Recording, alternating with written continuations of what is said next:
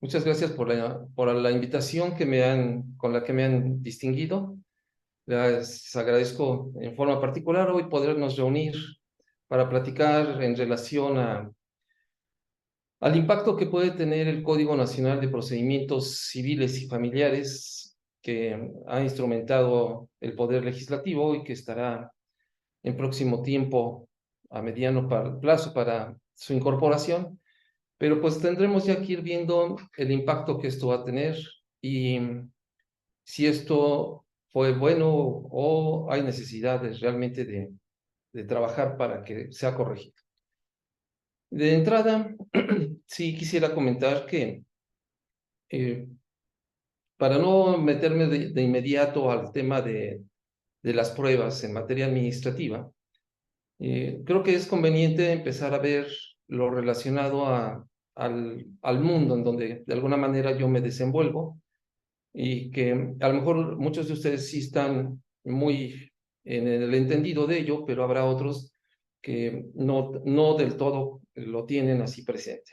Entonces, para tratar de hacer que esto tenga un contexto general y que podamos ir viéndolo, y debemos considerar que el procedimiento administrativo o el tema de los procedimientos administrativos, pues no nada más es que la autoridad es la que ejerce o hace algo en particular para atender, reconocer o aplicar una norma a los particulares, sino también los particulares acuden ante las autoridades para realizar una serie y diversidad de procedimientos.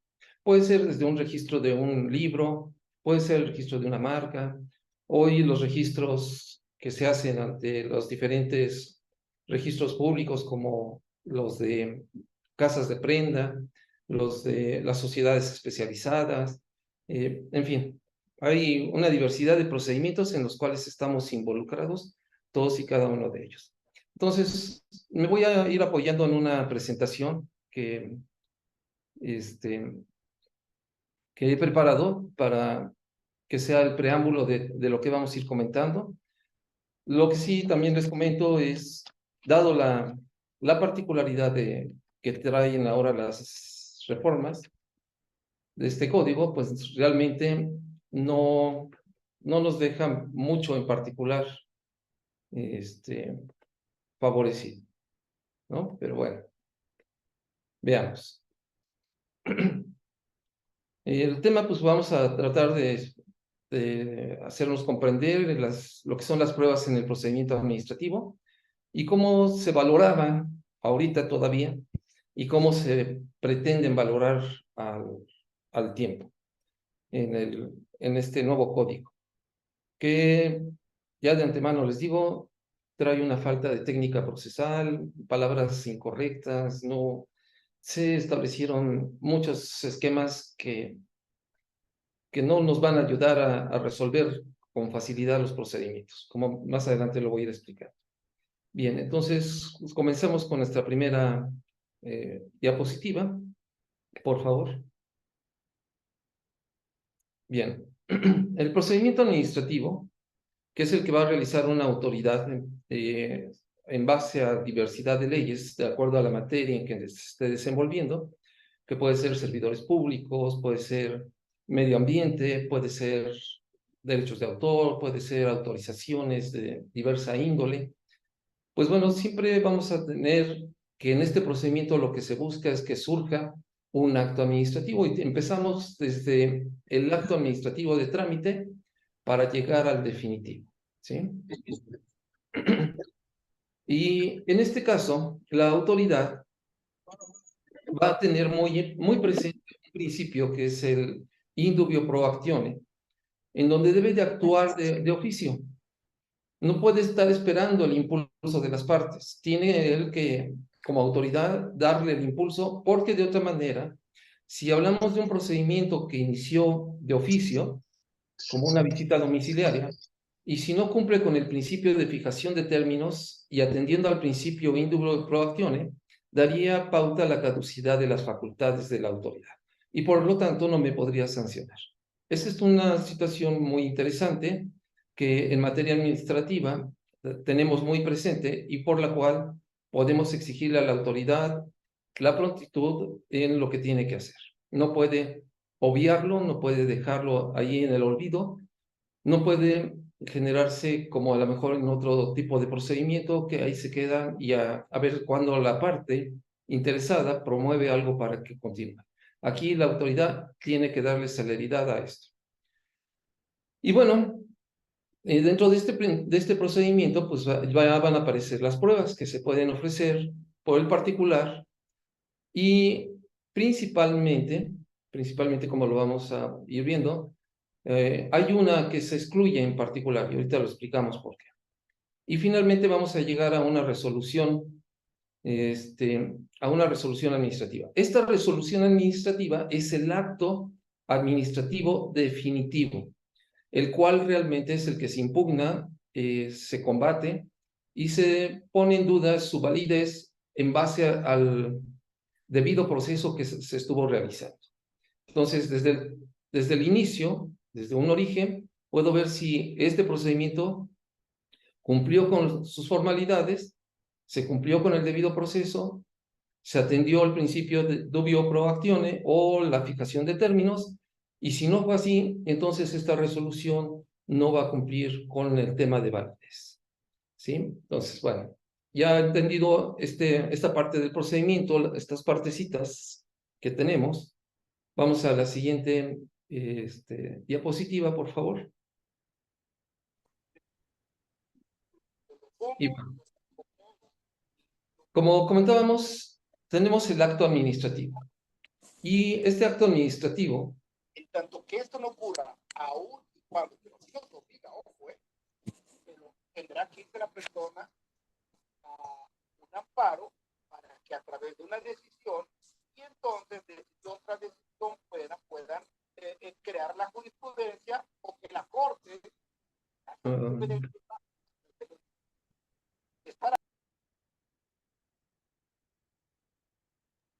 Disculpe, maestro, ya se silenció el micrófono. ok, vale, gracias. Bien, entonces, lo que buscamos en el procedimiento administrativo es que surja el acto final, que es el que nos interesa, en donde ya sea que se reconozca, se modifique o se limiten derechos subjetivos del particular. Pero aquí tenemos algo muy, muy particular, es que el acto se le considera dentro de la teoría unilateral que debe ser emitido por una autoridad administrativa. Aquí surge otro principio del derecho, que la autoridad solo puede hacer lo que la ley le permite hacer y está obligado a hacer lo que la ley le impone hacer. No está en opción de si quiero o no quiero hacerlo. ¿Sí? Si la norma lo señala y le dice cómo debe de hacerlo, por qué debe de hacerlo, cuándo debe de hacerlo, pues en ejercicio de la función pública tiene que emitir este acto.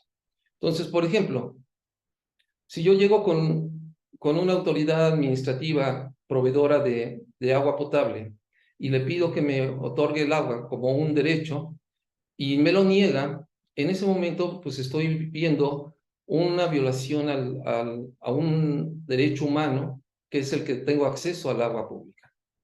Y obviamente pues tengo que pagar, eso me queda claro, pero no me puede negar el acceso al agua. Y además porque está en ejercicio de su función pública.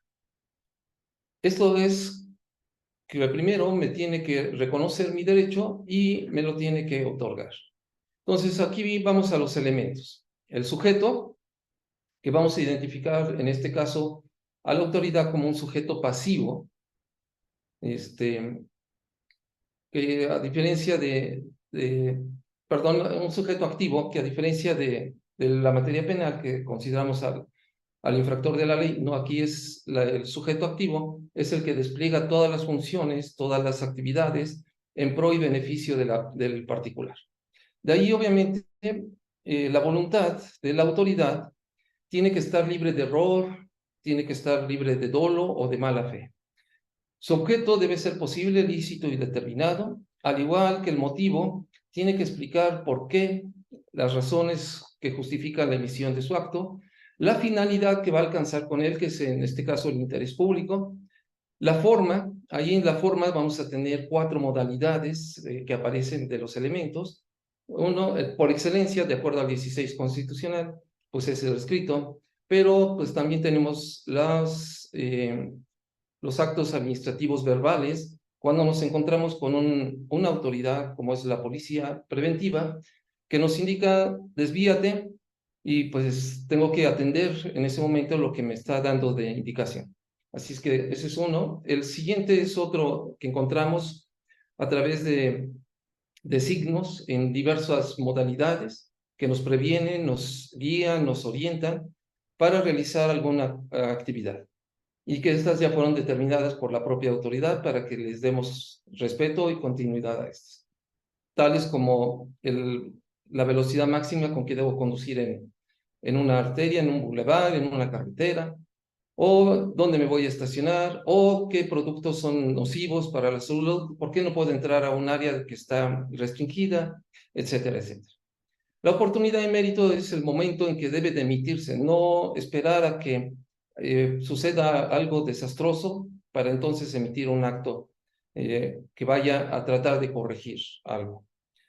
En los requisitos constitucionales vamos a tener el tema de la audiencia, la garantía de audiencia, aun cuando la ley administrativa o su reglamento no prevea esta cuestión, tiene la obligación la autoridad de darnos la garantía de audiencia. A veces este es un tema que se vuelve controversial con muchas autoridades porque nos dicen es que la ley o el reglamento no lo prevé, por lo tanto no tengo que hacer. Pero pues lo establece la Constitución y así es que estás obligado a acatar la Constitución. Tu competencia. En este tema de la competencia, encontramos lo que es la facultad delegada o la facultad por atracción. Y a veces observamos situaciones que no debía de haber sucedido y en donde una autoridad federal, si roga el conocimiento de un caso administrativo o estatal y que no le corresponde, y ahí termina medio empantanado el problema, ¿no? Y finalmente tampoco termina resolviéndolo adecuadamente. La fundamentación y motivación, que es lo que nos señala el artículo 16 constitucional, y nuevamente la forma y la legalidad con que debe de emitirse el acto administrativo. Este es un punto muy interesante porque cuando el particular dice yo no estoy de acuerdo con lo que señala el acto administrativo, la manera en cómo se emitió, que no se cumplió con el procedimiento, que no lo hizo una autoridad competente, porque en muchas ocasiones nos encontramos organismos que no están contemplados ni en manuales de organización, ni en reglamentos interiores, ni en otros ordenamientos en particular, no tienen facultades para actuar y sin embargo emitieron un acto administrativo. Esto es hablar de la legalidad con que deben de conducirse las propias autoridades. Y esto nos lleva a un tema que es precisamente el desvío de poder. Cuando una autoridad emite un acto administrativo a sabiendas de que lo que está haciendo es incorrecto, fuera de la ley y dando una apariencia de derecho, generando abusos de autoridad, esto es lo que nos constituye un desvío de poder que atenta directamente contra el interés público. De esta manera, pues entonces vamos ya identificando lo que es el acto administrativo, lo que nos interesa en el procedimiento administrativo y lo que iremos a combatir o a controvertir ante el proceso contencioso administrativo. ¿Podríamos pasar a la siguiente, por favor? Bien, como todos sabemos, pues Miguel Acosta Romero nos deja referenciado lo que es un procedimiento administrativo, que son la serie de pasos concatenados, identificados, que debe realizar una autoridad administrativa y que los vamos teniendo descritos en la norma. Esto nos va a llevar a la emisión de una resolución y con el efecto de atender el bien común. Este es uno de los puntos en particular. Cuando un acto administrativo se debe de emitir es porque va a atender a un bien común en lo particular.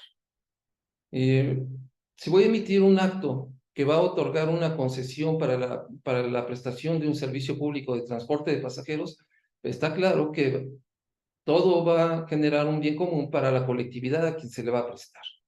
No va a ir específicamente para alguien en particular. Si voy a emitir una autorización para la prestación del servicio público de enseñanza, pues también ahí voy a ver un bien común que va destinado a un punto de población que podrá accesar a esta educación. Y finalmente, el proceso administrativo, pues es llevarnos a una controversia jurídica donde vamos a ver cuáles son las violaciones que se cometieron en el procedimiento y que la autoridad administrativa debió haber cumplido a través de la exigencia de la norma, y si no lo hizo, bueno, pues entonces estamos en la presencia de un acto que va a perder validez jurídica.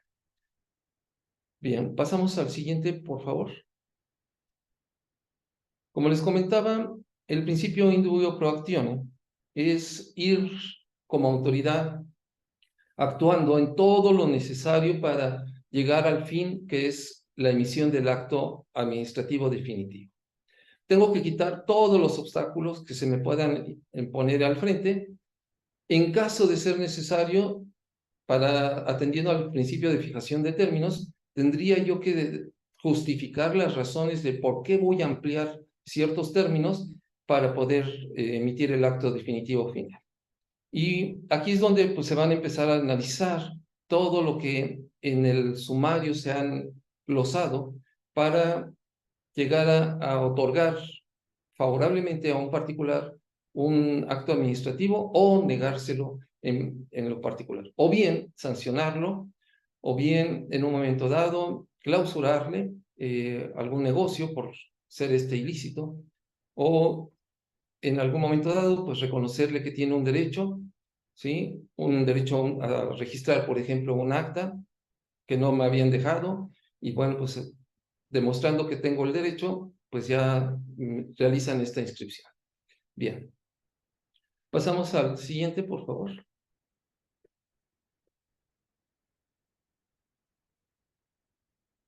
Bien.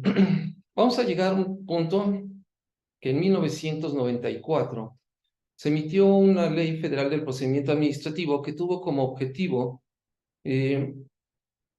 al igual que el Código Nacional de Procedimientos Civiles en este momento, de atraer a toda la diversidad de procedimientos que había en las diversas leyes administrativas.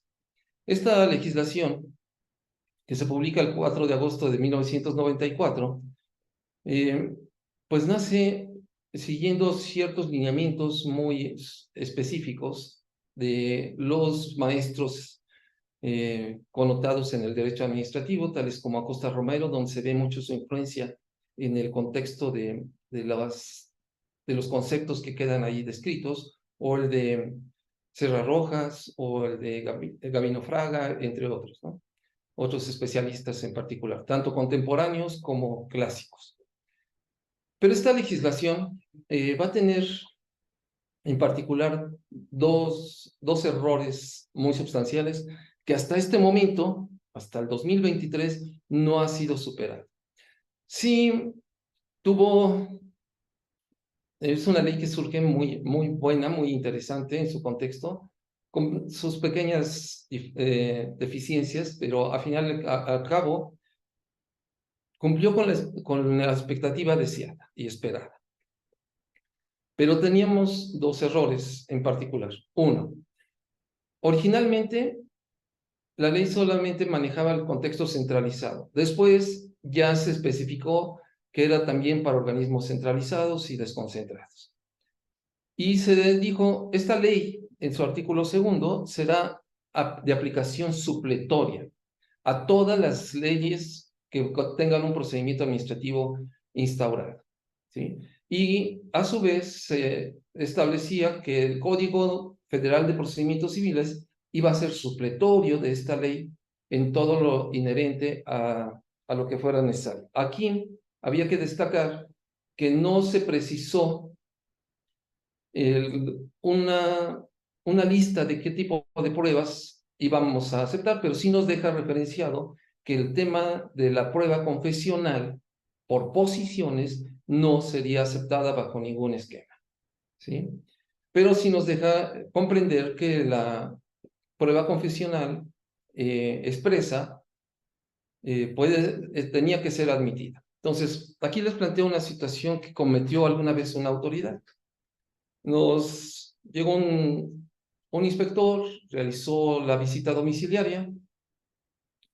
Cuando hicimos las observaciones al acta de visita, la autoridad nos manda un oficio y nos dice, precisa el número de la orden de visita porque yo no lo tengo identificado. Pensábamos que nos habíamos equivocado al colocar los números por algún error numérico, pero nos dimos cuenta que no, estaba todo correcto y se lo dijimos. ¿Sabes qué? Los números están correctos, la fecha, la emisión de quién supuestamente y todo. Y nos envía otro documento donde nos dice, después de haber hecho una revisión minuciosa en los archivos de esta dependencia, no fue localizada la orden de visita que hace referencia al particular.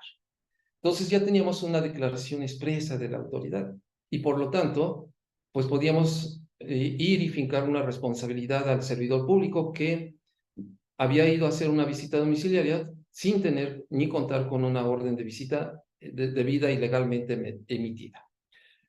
Pero bueno, ahí ya entonces tenemos la confesión expresa. Esto nos lleva también al artículo segundo transitorio de esta ley que en 1994 surge, y entonces nos dice, esta ley se aplicará a todas las leyes y se derogan todas aquellas normas que sean aplicables en la materia. Entonces dijimos, a ver, espérame, primero me dijiste que era supletoria y ahora me dices que se derogan en el transitorio todas las normas que se opongan a esta y que el recurso de revisión que se va a aplicar es el que está señalado en la Ley Federal del Procedimiento Administrativo. Entonces, todo el procedimiento que estaba señalado en las diversas leyes administrativas quedaba derogado por la imposición del artículo segundo transitorio. Esto es un tema que hasta la fecha no ha sido debidamente dilucidado ni reformado y por lo tanto seguimos todavía con este pequeño detalle. ¿Vale? Bueno, es una ley en lo particular que considero bien,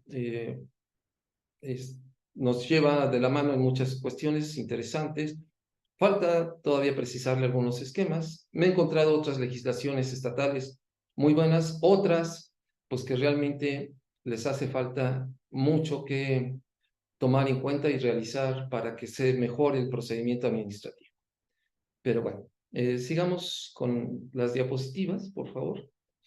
Y bueno, pues llegamos a la parte interesante. Como les iba yo comentando, conforme al artículo 50 de la ley, se pueden ofrecer toda clase de pruebas, con la única excepción, la única es la prueba confesional a cargo de las autoridades para formularle posiciones en una audiencia. ¿Por qué no ofrecer la prueba confesional? Porque imagínense que yo voy a tener un acto administrativo que emitió un secretario o un director que tiene que estar cumpliendo sus funciones administrativas, pues se le va a pasar en audiencias porque nunca va a poder estar en su oficina ni va a poder atender debidamente sus acciones. Pero sí le puedo pedir que me rinda un informe, ¿sí? En relación a lo que estamos allí controvirtiendo en el procedimiento. Lo que sí tenemos pues es la confesión expresa, así como la confesión ficta. Hay autoridades que cuando a veces planteamos algún procedimiento, y sobre todo de carácter contencioso, no llegan a contestar la demanda y pues bueno, al haber hecho esta omisión, permite que entonces el particular sea favorecido con todo lo que pidió en su demanda y se nulifique algunos actos de autoridad que ya había emitido la autoridad. ¿Sí? Pero bueno, vamos a seguir con el tema. La siguiente diapositiva, por favor. Bien, en el proceso contencioso, aquí se va a tramitar ante las salas regionales y las salas metropolitanas. En el caso aquí de nosotros en el estado de Hidalgo, ya afortunadamente ya contamos con la sala regional Hidalgo. Anteriormente pues teníamos que ir hasta el Estado de México, en donde está ubicada la sala regional Hidalgo México, para poder tramitar un juicio de nulidad en contra de las autoridades federales. Afortunadamente, pues esto ya nos acercaron la Administración de Justicia. Hay que tener presente que conforme al artículo 73H de la Constitución Federal, el crear tribunales de lo contencioso administrativo no están incorporados al Poder Judicial federal. Ellos son un tribunal autónomo que no tiene plena jurisdicción y están sujetos a analizar los actos administrativos del Ejecutivo. Es decir, el Ejecutivo ha creado su propio tribunal para efectos de analizar sus actos. Originalmente, pues se pensó que este tribunal no iba a funcionar y que todo le iba a dar razón y justificación a las autoridades administrativas, pero lo que vimos es que no fue así. Realmente el tribunal se ha ganado un gran prestigio de reconocer que al particular se le han cometido abusos, se le han afectado en sus derechos y regularmente el 95% de las demandas son ganadas por los particulares, atendiendo a todas las irregularidades, ilegalidades, abusos de autoridad, falta de competencia, falta de fundamentación y motivación, entre otros esquemas. El particular viene ganando los asuntos. Pero como siempre, igual aquí en este procedimiento, en su artículo 40, la Ley Federal del Proceso Contencioso Administrativo, nos establece que, igual que en el procedimiento administrativo, no será tomada en cuenta el ofrecimiento de una prueba confesional por posiciones. ¿Sí? Pero aquí hay un tema que también tenemos que considerar que refiere petición de informes. Entonces, aquí tendremos que tener mucho cuidado de cómo ofrecemos un documento que queremos que una autoridad lo tenga.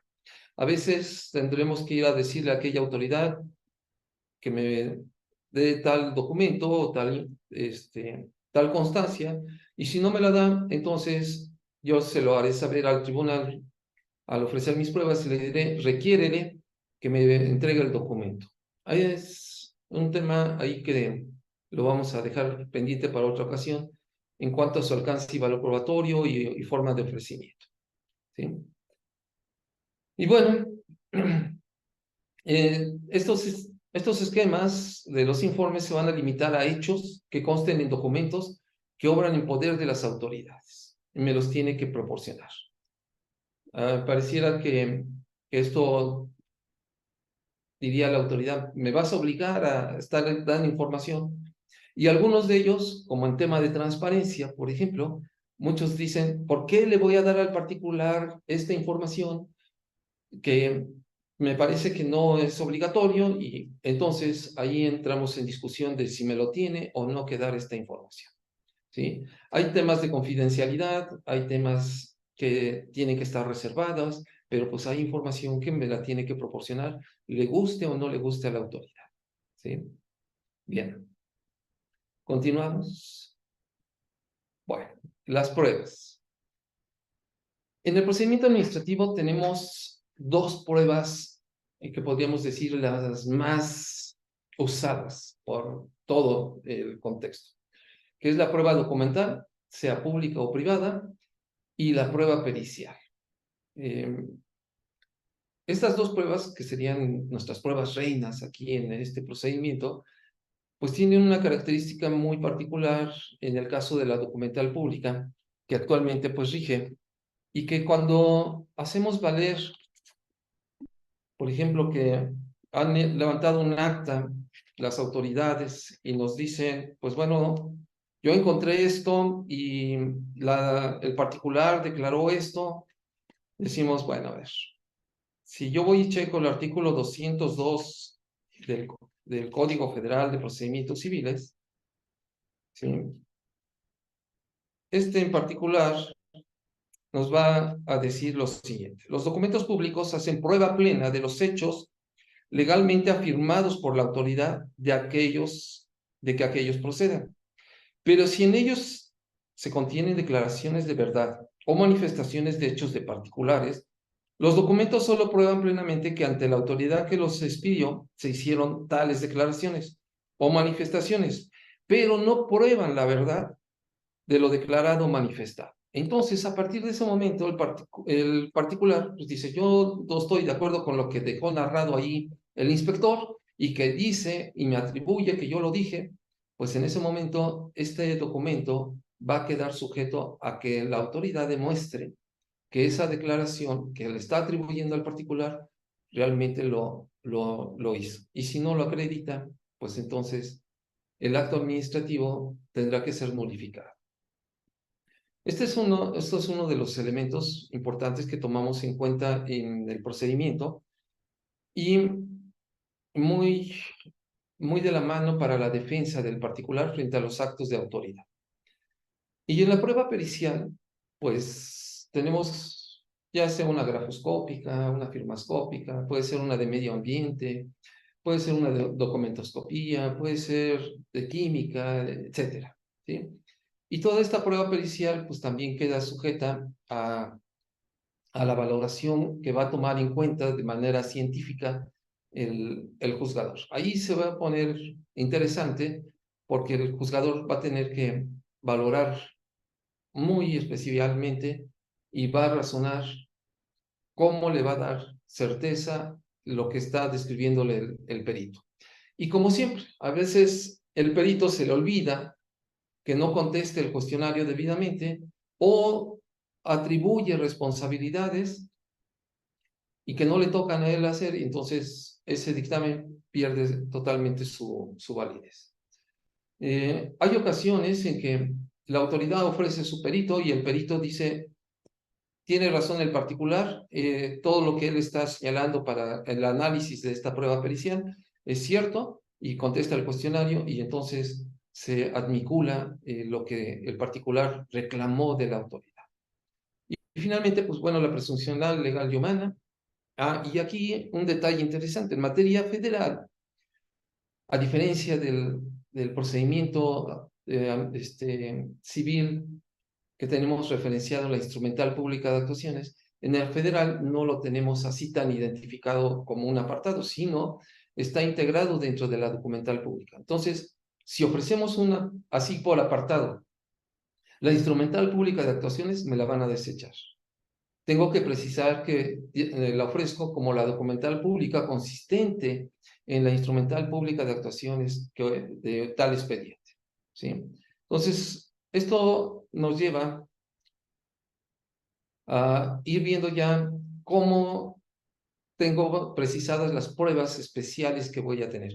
No deja de considerarse que puedo ofrecer una testimonial, pero es muy raro que la ofrezcamos, salvo cuando en una visita domiciliaria necesito que los testigos refieran qué fue lo que pasó, lo que el inspector realizó, oye, que no hizo lo que tenía que hacer, que anotó cosas que no existen, etc.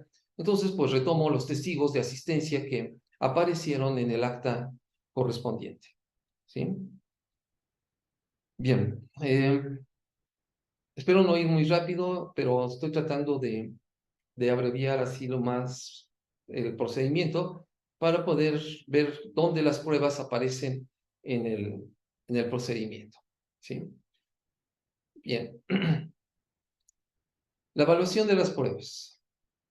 Eh, hay, hay varios contextos interesantes que tenemos, entre ellos, pues, que la propia norma nos va a decir, a esto le vas a dar tal valor probatorio, a esto también, y te dejo en libertad para que bajo tu criterio analices, fundes, razones, por qué le vas a dar valor o no a una prueba que te ofreció el particular.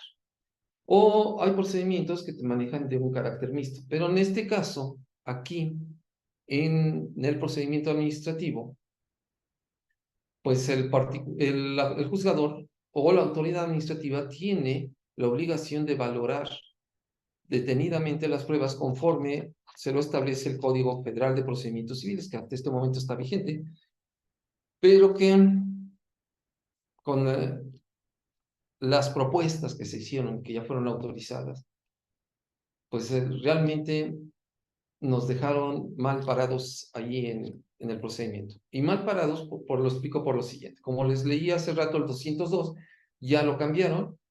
Y entonces ahora dicen, todos los documentos públicos los tienes que objetarlos, si no, pues se les reconoce la validez. Entonces esto me lleva a que tengo que hacer objeciones y más objeciones. Y lo único que va a propiciar es que tenga yo empantanado la evaluación de la prueba. Y me explico. A ver.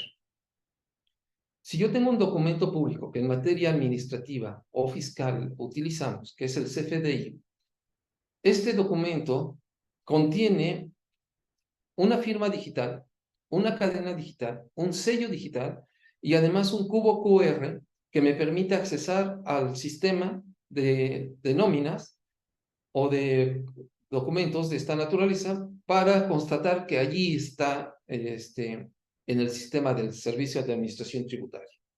Pero además, la firma electrónica es indubitable porque tiene un aspecto de clave pública y una de clave privada, para que yo no pueda decir en ningún momento que no la reconozco. Y por lo tanto, cuando llega al sistema del SAT y ven que yo envío un documento de esta naturaleza, lo timbra y me pone el sello y la cadena digital para validar este documento. Entonces, nos encontramos con que la gente en el procedimiento, los abogados, dicen, objeto este documento en cuanto a su autenticidad de contenido y firma. No puedo objetar la firma electrónica. Es indubitable, es fidedigna, da la certeza jurídica para que esté validado ese documento.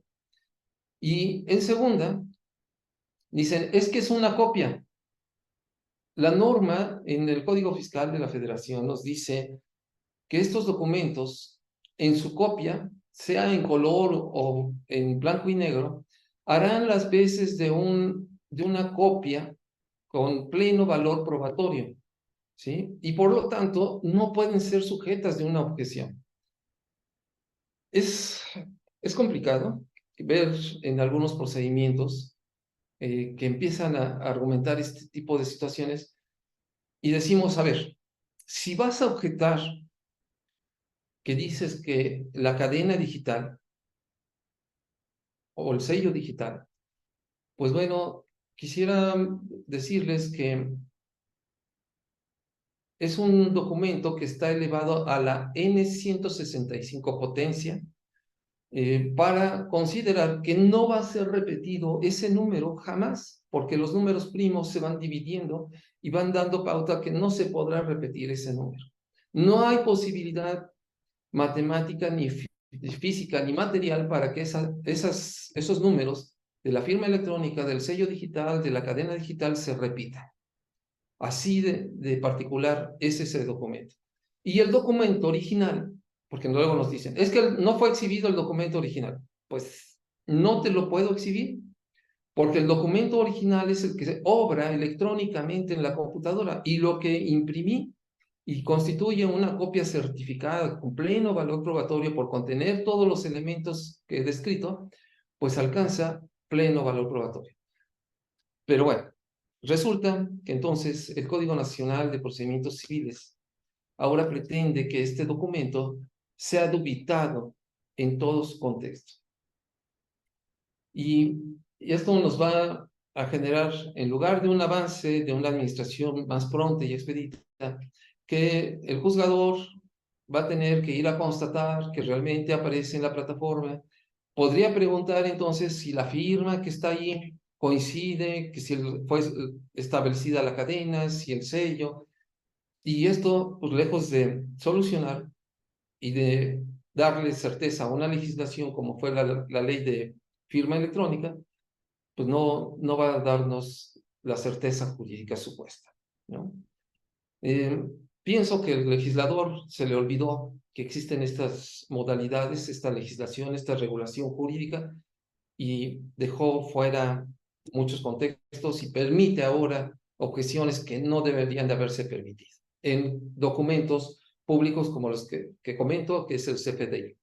Pero ahora, pues también tenemos los títulos y tenemos las cédulas profesionales que traen estos documentos, la firma electrónica, los sellos digitales, las cadenas digitales, y también nos vamos a poner en duda, pues va a ser complicado. Hoy vemos que muchos títulos electrónicos les llegan a quienes ya han adquirido la terminación de sus estudios profesionales, y bueno, pues ahora entonces podríamos decir, pues le objeto el documento porque no creo que se lo hayan expedido y el documento es falso, y en cuanto a autenticidad y contenido y firma, etcétera, etcétera. Y pues lejos de solucionar esto, pues vamos a ir complicando. Creo que es importante empezar a considerar todo lo que en su momento se planteó en las reformas del Código de Comercio, cuando empezó todo lo de la firma electrónica, de los contratos electrónicos, y cómo fue llevado esto al Código Fiscal de la Federación para establecer lo que en su momento se llamó la firma electrónica o hoy la e-firma, ¿sí? Al final de cuentas, pues es una firma electrónica. De otra manera, pues entonces también en los procedimientos que ahora se quieren establecer en vía línea, pues diríamos, yo pondré en duda que se haya firmado electrónicamente por el promovente y por lo tanto, pues objeto el documento y no deberá de serle considerado ni aceptado. Es por eso lo que les comento, que se pierde la realidad, la objetividad, la certeza, la fidelidad, de todo el contexto de lo que es usar la firma electrónica, ¿sí? Pero bueno, entonces el juzgador goza de la más amplia libertad para hacer el análisis de las pruebas, determinar el valor de las pruebas unas frente a otras, las va a, a, a ver tanto las del particular contra las de la autoridad y ver el punto de controversia, qué acreditan una, qué no acredita la otra, qué fue inútil de ofrecimiento de una prueba, en fin. Y finalmente, ante este punto de contradicción, pues va a tener que finalmente decir qué valor le va a dar a las pruebas. Si la norma le señala ya de plano que le debe de dar pleno valor probatorio, pues así lo tiene que determinar. Si se lo deja a su libre albedrío, pues me tiene que justificar cómo y por qué está llegando a darle o no un valor probatorio a la prueba. Nos pasamos a la siguiente, por favor.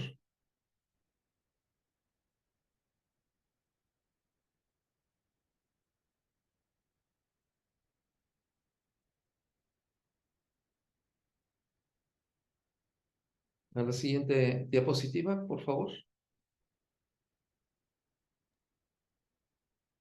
Un momento, maestro. Sí, gracias. Mientras checo el chat.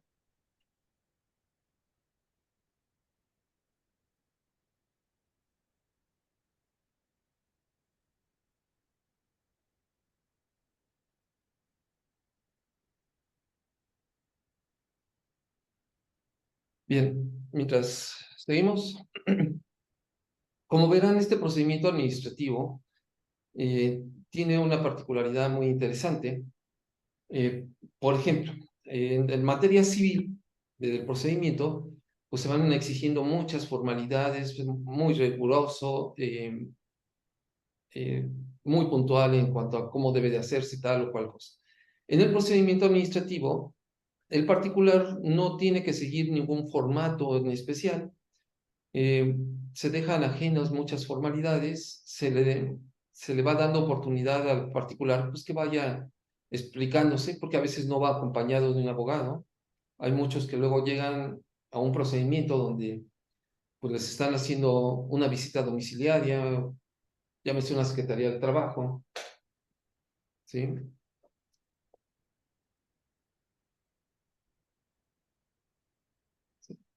Gracias.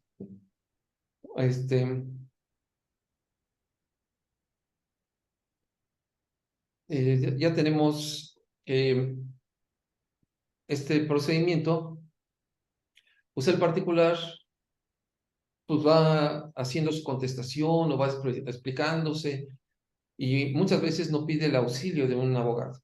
Ya hasta que ve una resolución y que le imponen una sanción, es cuando a veces ya corre con un abogado. A veces, en mucho de este procedimiento administrativo, hay contadores que se rogan la defensa y pues van haciendo manifestaciones, y sobre todo en materia fiscal, que es en donde más lo vamos a encontrar. Ya últimamente también se quieren ingresar a defender visitas domiciliarias de la Secretaría de Trabajo y Previsión Social. Y entonces, pues esto cuando llega a las manos del abogado, pues se da uno cuenta de que el procedimiento no lo atendieron como debía de ser. Pero todavía no está perdido todo. Podemos acudir al recurso de revisión, plantear pruebas, ¿sí? Hay ocasiones en que el particular que acude al abogado a veces llega al cuarto para la hora, ya que se le está venciendo el término, entonces no tenemos nada preparado. Se presenta el recurso de revisión como un medio alternativo de suspender el procedimiento, que se resuelva con 2, 3 agravios que se plantearon. Y cuando vamos al contencioso, entonces tenemos litis abierta. Podemos volver a expresar todos aquellos agravios que no expresamos en el recurso de revisión, podemos ofrecer pruebas, podemos presentar una serie de documentos que favorezcan en este caso al particular. Pero obviamente, pues también esto lleva a la necesidad de ir considerando qué se hizo en el procedimiento, qué pruebas se ofrecieron o qué no se ofrecieron, qué tenía el particular. A veces le hicieron requerimientos y no los cumplió. Y entonces hay momentos en que uno va a ir contabilizando los términos y podremos darnos cuenta que con la instrumental pública de actuaciones podrá declararse una nulidad lisa y llana, porque tenemos acreditado que la autoridad no cumplió con los tiempos que la norma le establece, ¿sí? Por ejemplo, si hace la visita domiciliaria, tiene 3 días para que debió habérsela enviado al área administrativa para la continuación del procedimiento. Yo tengo como particular 5 días para hacer mis manifestaciones de observaciones al acta. Y si no hago esto, entonces la autoridad tendrá que emitir un acuerdo donde ordenará el emplazamiento al procedimiento administrativo sancionador, donde además me va a dar la garantía de audiencia, que me dirá: te atribuyo esta infracción y te la sustento en estos contextos o en esta norma. Y a veces esta autoridad me aplica una norma oficial ya caducada y me pretende con ella atribuir una infracción y una sanción. Entonces, yo ya tengo ahí una serie de documentos públicos que la misma autoridad está utilizando en mi perjuicio, en una total ilegalidad. Y bueno, pues yo voy continuando, contesto el emplazamiento, llegamos a la resolución y me encuentro con que la autoridad, a pesar de lo que le dije, pues termina sancionando. Y al sancionarme, pues me pone multas, pues a veces muy elevadas, ¿sí? Y esto pues da pauta que o planteo el recurso de revisión esperando que su superior jerárquico resuelva y diga: tienes razón, se nulifica, pero pues, ¿qué creen? La realidad es que a veces con todas las pruebas que presentamos y que no valoran, terminan confirmando la resolución. Por eso cuando vamos al contencioso y ya llevamos toda esta estructura del procedimiento, nos terminan resolviendo la nulidad lisa y llana del procedimiento. Y como verán, pues bueno, nuestras 2 pruebas más importantes en el procedimiento administrativo son la documental pública, la privada, la pericial, la presuncional legal y humana. Y pues bueno, para mí lo particular es que la manera en cómo quedó redactado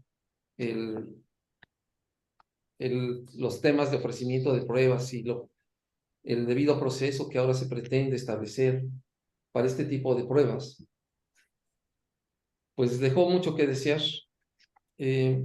Comentábamos algunos compañeros que nos dedicamos a esta materia y decíamos: mira, Cuando surgió la Ley Federal del Procedimiento Administrativo, bien. Detalles, pero bien.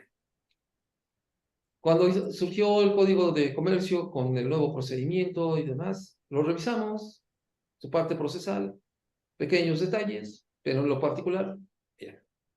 Surgió ahorita las reformas a la Ley Federal del Trabajo, con sus características, algunos pequeños detalles, pero en esencia, bien. Pero este código, de verdad, dejó mucho que desear y nos quedó a deber mucho en cuanto al tema de ofrecimiento de pruebas, del desahogo de pruebas, la valoración de las pruebas. No se dieron cuenta de haber mezclado situaciones como la de la firma electrónica y que pretenden ahora que sea impugnado. Y pues bueno, esto nos va a llevar a pérdida de tiempo. ¿Por qué? Porque si yo planteo un juicio de nulidad administrativa ante la sala regional, regularmente, si es un juicio sumario, en 4 meses estoy obteniendo mi resolución, con una probabilidad de una nulidad lisella. Mientras que si es un juicio ordinario, pues me puedo llevar 1 año. Pero a final de cuentas, puedo encontrarme también con que me declaren una nulidad lisellada. Tengo el juicio en línea, que va a seguir los aspectos de tiempo del juicio sumario o del juicio ordinario. Y hay otro que ya surgió, donde le puedo decir al juzgador, ¿sabes qué? Olvídate del tema de la formalidad, olvídate del tema de la formalidad y, y vámonos al fondo del problema. Quiero que resuelvas el fondo del problema. Y entonces el juzgador, o más bien los magistrados, incursionan a analizar detenidamente ya el fondo del problema, ¿sí? Entonces, este es el procedimiento. La valoración de las pruebas es trascendental e importante aquí en cuanto a la documental pública, la privada, la pericial, si es que se ofreció, en algunos casos la testimonial, y finalmente la presuncional legal y humana, en todo cuanto beneficie, sea de pleno derecho o de juris tanto, ¿sí? Bueno, pues creo que sería, eh, no porque le quiera yo hacer publicidad a estos autores de estos 2 libros, ¿verdad? Pero creo que sí es importante como una lectura obligada para todos nosotros, para, primero, como abogados postulantes, ayudar al juzgador a ir guiándolo a cómo tendrá que valorar en su momento las pruebas que estamos ofreciendo. Y en este caso, pues, podríamos plantear este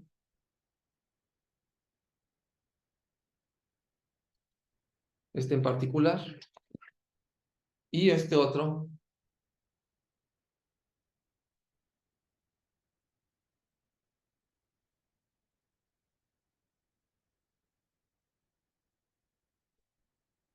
Son 2 libros que nos van a ayudar a entender cómo filosóficamente tendríamos que valorar la prueba.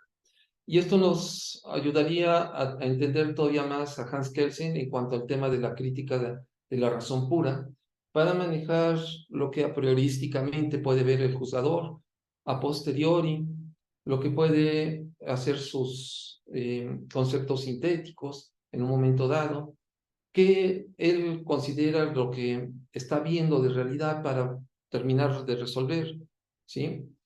Y sobre todo en esta materia de administrativa, como el particular se está enfrentando a un gigante que es el Estado, puede haber un momento de suplencia de la queja.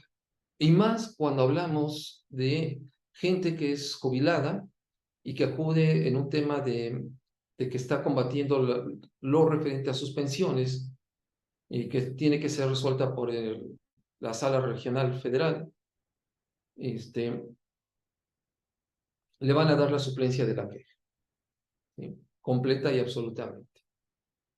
En algunos tribunales administrativos estatales esto no ocurre, no es fácil que ocurra,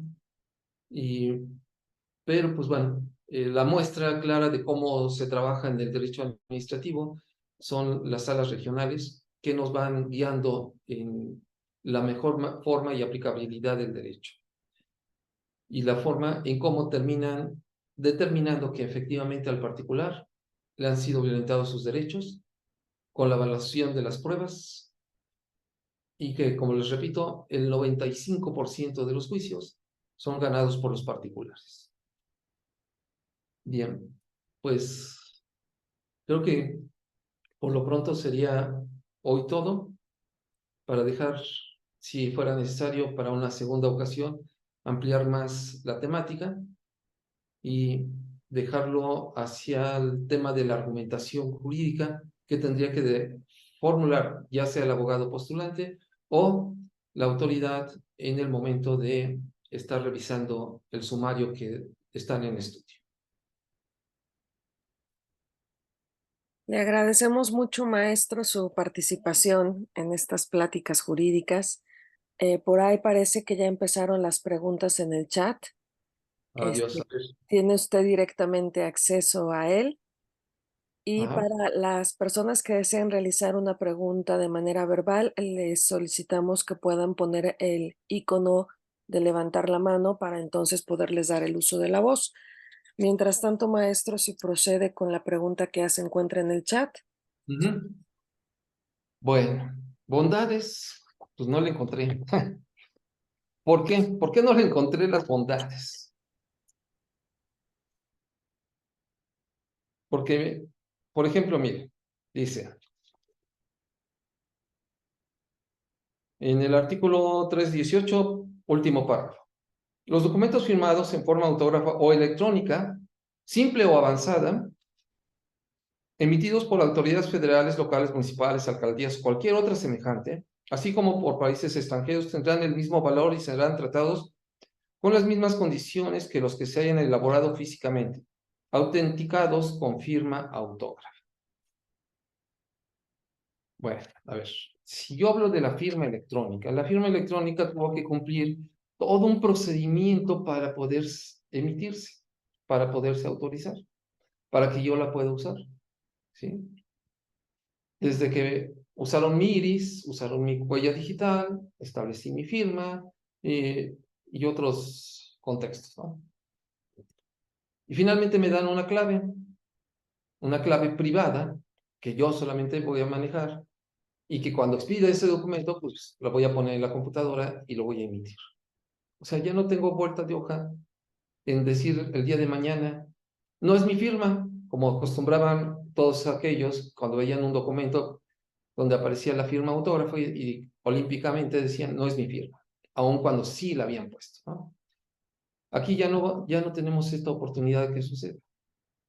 Entonces, si yo coloco a la firma electrónica en que va a ser dubitada, pues, ¿a dónde vamos a ir a dar? A ver, tenemos especialistas y la pregunta interesante será, ¿saben cuánto nos va a costar ir a analizar en el sistema del SAT o en la empresa que está encargada de la emisión de los documentos electrónicos, que realmente ahí está el documento, que contiene la cadena, la firma, el sello, y que se constate que fue emitido en tal fecha, etcétera, etcétera, etcétera? Nos va a costar verdaderamente un dinero muy importante pagar. Es para mí muy triste que en cuanto al documento público no se vigiló este tema, pero pues bueno, por eso sí siento que tendría que reformarse en cuanto a esto. Debieron haber dejado como estaba el ofrecimiento de pruebas, a lo mejor sí ponerle otros 2, 3, 4 detallitos que supliera esto, pero no era necesario mover tantas cosas. Tanto que, por ejemplo, dice uno de los artículos, dice, para soportar su acción, las partes podrán ofrecer las pruebas. Decimos, a ver, espérame, es que no es soportar, ni siquiera la palabra adecuada se está usando. sería para acreditar tu acción, ¿sí? Para probar tu acción. Puedes ofrecer cualquiera de los elementos de prueba que a continuación se describe. Y ya me podrá decir qué quiere en particular y cómo se van a desovar. Pero aquí recordemos también algo interesante.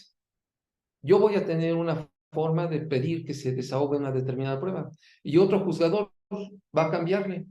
Y a final de cuentas, vamos a tener diversidad de criterios en lugar de tener algo tan sencillo, tan claro, tan preciso, que realmente esto nos complicó más la existencia. Vamos a ver qué tal se va a poner esto más adelante. Gracias, maestro. Me preguntan si la presentación que acaba de dar el día de hoy puede ser compartida vía el chat de pláticas jurídicas informales. Sí, con todo gusto, sin problema.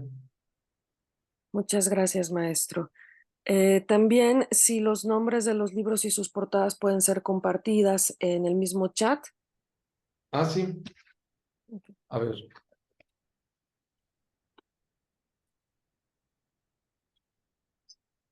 A ver, uno es de María del Carmen.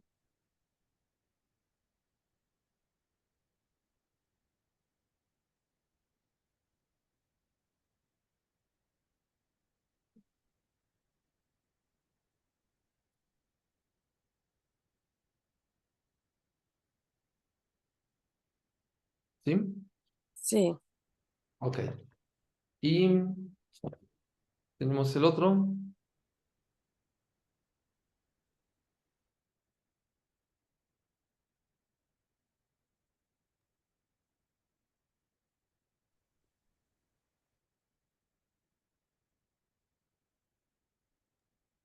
No es que promocione yo a los autores, ¿verdad? Pero creo que es uno de los que nos podrían empezar a inducir a mejorar nuestra argumentación y nuestra redacción. Obviamente, pues también hay otros, como sería la valoración racional de la prueba, que fuera editado en Filosofía del Derecho por Ferrer Bertrand. Ese pues, lo tengo en electrónico, pero si es necesario, pues bueno, se los comparto y, y se los hacemos llegar. muchas gracias, maestro. No habiendo más preguntas pendientes, les agradecemos a todos su participación en este encuentro de pláticas jurídicas informales y sobre todo agradeciendo al maestro David Ortiz su plática sobre derecho administrativo, los problemas que nos va a dar ahora esta nueva situación del nuevo Código Nacional de Procedimientos Civiles en su aplicación supletoria en esta materia. Y gracias por todos sus conocimientos y por compartir con nosotros, maestro. No, al contrario, muchas gracias por la invitación y un placer siempre compartir con ustedes. Lo importante, como que andamos ahí en las trincheras, pues es compartir todas estas experiencias con la finalidad de que pues no cometan los errores que uno cometió ya, sino que se mejore esto, ¿sí?